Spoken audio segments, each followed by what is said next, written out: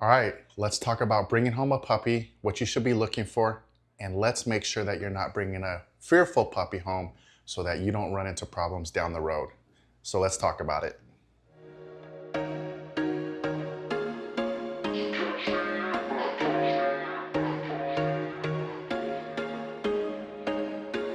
There was once a day that I would pray for you. I'd go and misbehave just so you'd notice too. Sneaking looks up and down from across the room. And damn, what a hell of a view. I feel good, you look great. All right, you guys, so what led me into actually deciding to make this video is the fact that I got a call from a vet recently who is genuinely worried about a couple of dog owners. There's a husband and a wife who's got a very large breed of dog. And they've been leaning into the vet for advice about some behavior problems that they've been having, which is not uncommon. A lot of times people either look for a dog trainer or they call their vet. And so it's a good thing that vets are trying to be proactive, but it's not a good thing that they're trying to prescribe medication to solve every behavior problem. That's for a different video. I'm not here to kind of throw any salt on the wound of the owners that are looking for help. But the vet does genuinely care about these folks, and they've been going to the vet because they've been dealing with some biting problems from a very large breed of dog. It's from the Mastiff family. It's a Cane Corso, and they brought the dog home very early on as a puppy, and the signs were there when they were actually meeting the puppy for the first time. The husband picked the puppy up, and the puppy growled at him. We're talking 8 weeks old, a puppy growling at someone they're afraid of.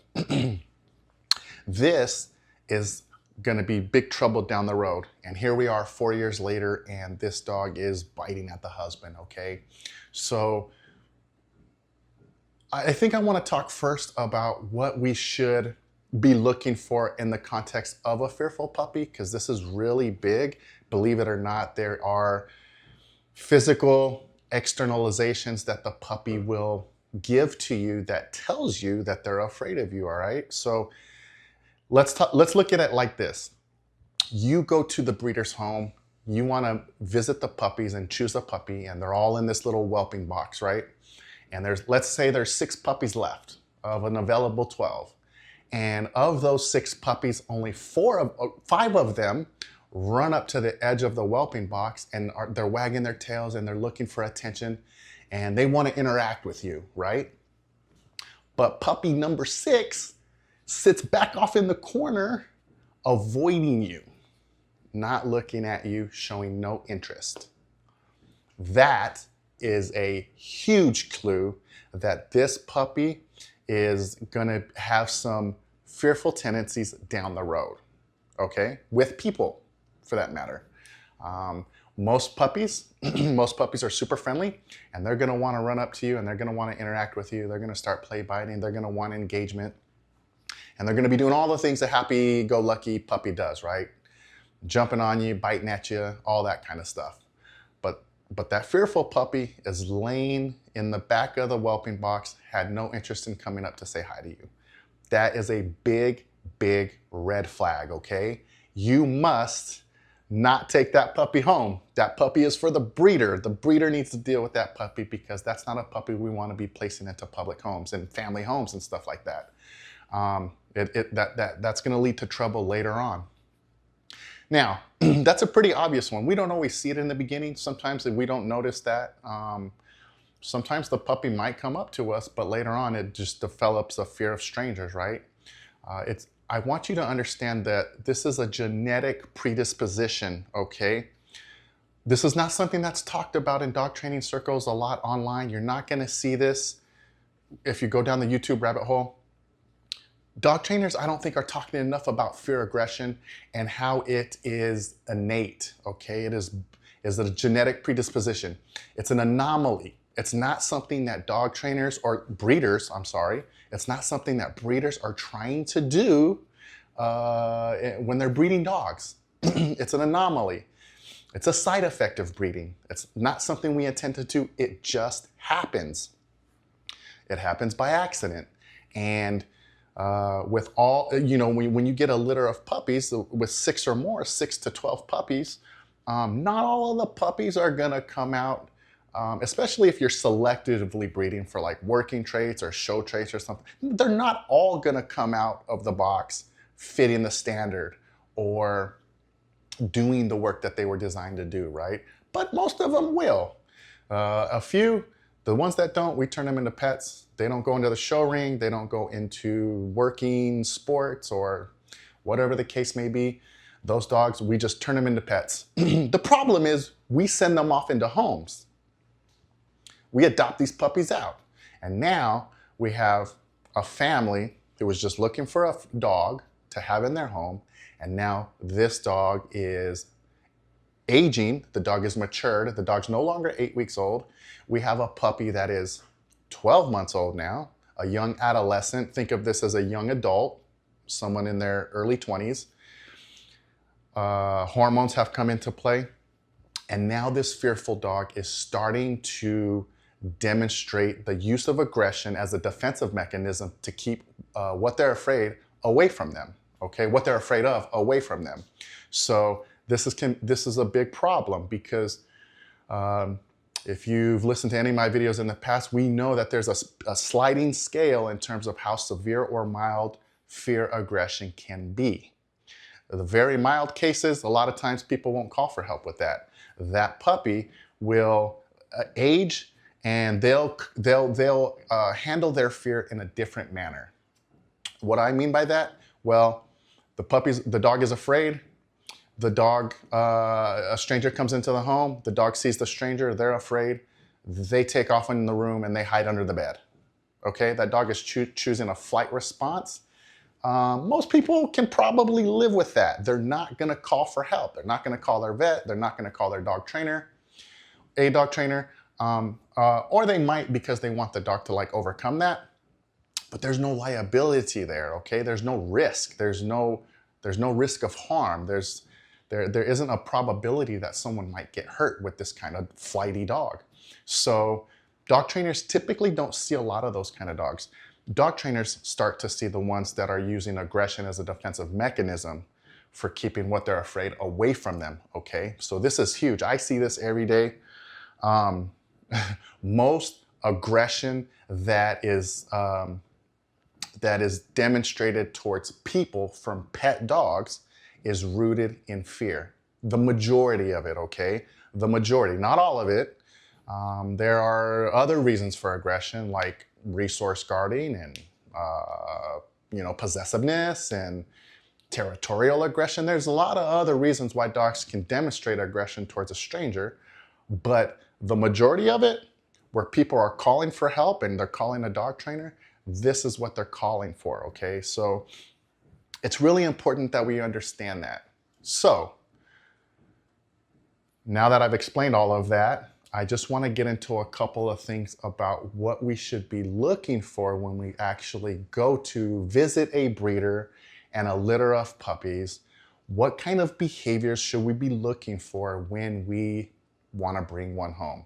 Obviously, we're looking for a puppy that's super confident. They're going to run up to you. They're trying to jump on you. They're trying to play with you. They're biting at you. They're looking for engagement, okay? Wagging tails, relaxed ears. They're giving you this joyful eye contact and this joyful body language. Those are the things we're looking for. A big red flag is going to be a puppy that doesn't come up, right? That puppy hangs in the back. And I mentioned this earlier. That puppy's avoiding you. That puppy's not giving you any eye contact. And they're just kind of sitting off in the corner like they don't want to approach you like this, right? Don't get a savior complex here, right? You start to feel bad for that puppy and that's the one you want to take home. Do not do that. You will regret it later. That puppy is for the breeder. The breeder needs to deal with that puppy. That's not a puppy that should actually be getting placed into a home or a family home of any kind because we don't know how that fear aggression is going to manifest later on, okay? The second thing we want to look for is just the puppy's response to handling. You want to be able to pick this puppy up. You want to be able to squeeze it and love on it. We don't want the puppy like fighting that restraint. You want to be able to touch the puppy's ears and, grab their tail, put your finger in between the paws of their pads on the bottom of their feet, and you want to be able to touch this puppy, and you want the puppy to kind of, be accepting of that. Now, not all puppies will. Again, there's a sliding scale there in terms of how much a puppy is willing to tolerate restraint and being touched, but it's not always an indicator that this puppy's gonna be a problem later on, right? That puppy might be super friendly, it just doesn't do well with restraint. So those are things training can certainly help out with, but those are things that we want to do with a puppy when we first when we first have contact with them initially, okay? The next thing you want to do with the puppy is a little bit of environment testing, okay? If the breeder will let you, you want to be able to pick that puppy up, take that puppy into an unfamiliar room, set the puppy down, see how the puppy interacts with the environment, see how the puppy interacts with you. You may want to make a little noise to startle the puppy and just kind of see how it recovers. Those are important little things that we can do just to get a snapshot of the puppy in the moment. It's not necessarily gonna tell you how this puppy's gonna handle being startled for the rest of its life, but it's a great little snapshot, and it's something we should be considering when we are working with puppies and evaluating them for the first time when we're looking to adopt them and take them home. And the next thing is gonna be like social curiosity, okay? When we put that puppy down, how does it engage with the environment? Does it try to go off into another room? Is it the puppy like trying to play with you right away? All of these things kind of really matter in terms of the puppy's temperament. So again, even if now a friendly puppy may not just be super boisterous and excitable in a new environment, but again, we're just trying to get a snapshot of this puppy, okay? There are dog trainers out there that do these temperament tests where you can pay a dog trainer to kind of come out there and help you pick a puppy. I've done that in the past for a lot of people. So these are all valuable things that you can do when you first meet a puppy and you're looking to take a puppy home. If the breeder will let you, these are kind of things that you want to be considering. Okay, the next thing we want to be looking for when we pick a puppy up and bring them into another room is eye contact and engagement, okay? I mentioned it's a good thing if the puppy runs up to you and starts playing it with you in this new room. You want to kind of maybe startle them with a noise, see how they recover, see how they interact with the environment. But eye contact is a huge one here too, okay? So if you put a puppy down in a new room and they've got this soft look in their eyes and they're excited and they're wagging their tail at you, that's probably a good thing, okay? What you really want to be mindful of is when you set this puppy down in a new room and they got whale eye, okay? They've got wide eyes and they're looking around and they're like, like they're checking out things in the environment and they're leaning in, right? Instead of running up to it all goofy and silly. Like those are little signs that this puppy may have a nervous tick to them. And so those are things that we want to be looking for as well, okay? Eye contact and engagement, and just watch out for whale eye, okay? That's a big clue as well. Last thing I want to talk about really quickly before we wrap this video up is just talking to the breeder about the parents. If the breeder will let you meet the parents, this is a good thing. It is a must. And you want to be able to meet the parents and you want to see if they're friendly. You want to see if they run up to you and start licking on you or wanting to jump on you to play like any other happy dog would, right? It's really important that we're breeding happy, friendly dogs, right? Especially in the context of a pet, okay? This doesn't necessarily speak to like working dogs or show dogs or whatever, but friendly is friendly. It doesn't matter what the dog is being bred for. It's important that the parents of these puppies are friendly because remember, genetics is important. We don't want to be breeding fear. That's bad. You get one parent that's a little fearful and the other parent that's a little happy-go-lucky. Now we got a crapshoot here, okay? It's a roll of the dice. We don't know what kind of puppies we're gonna get. And The odds could say it'd be 50-50. 6 puppies are super friendly. 6 puppies are like really reserved and hesitant and fearful, right? So happy, friendly parents is a big thing. And any good breeder would let you meet the parents of the dogs, okay? They should be on site and they should be friendly. They should be willing to engage with you. And it can be a good thing to kind of meet the parents, because then you know what, you possibly have a really good idea of what kind of puppies you're looking at, okay? So meet the parents of the puppies if it's possible. Watch for red flags. Watch for excuses from the breeder, okay? The dog's not feeling well today. One's not here. Like both parents need to be on site and they both need to be super friendly, okay? That's it. That's all I have for you in this video.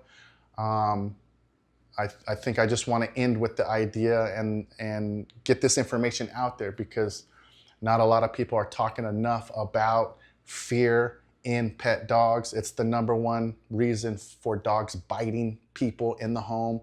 It's the #1 reason for biting the owners of the dog as well. The dog is biting the owners. So fear is a really big deal in our pet dogs. It's an epidemic. I literally have been working as a dog trainer for the last 17 years, and I work with fear aggression every single day, okay? It's out there. And this is just in my area in Tucson, Arizona. We're not talking statewide, worldwide, countrywide. Like, this is just in my area alone, okay? So fear is a really big problem. Again, I'm not faulting anybody here. It's no one's fault in particular. Most people have their, the dog's best interest in mind when we're breeding. Most, not always, not everybody. Some people are out there breeding dogs just to make a buck. But the fact remains, fearful puppies are being born every day. They're landing in family homes. They're landing in any home for that matter. And it's a real big problem, okay? Because here's the thing about this. Training does not change genetics, all right? Training, which goes hand in hand with the environment, does one of two things, okay? It either allows the genetics to thrive or it suppresses them, okay? So in the context of fear aggression, we're talking about suppression here. We don't want these dogs acting out on their aggression. And anyways, I could go on and on, but I think I'm gonna cut it short here. And if you made it through this video, you're an absolute legend. We'll see you in the next one. Peace.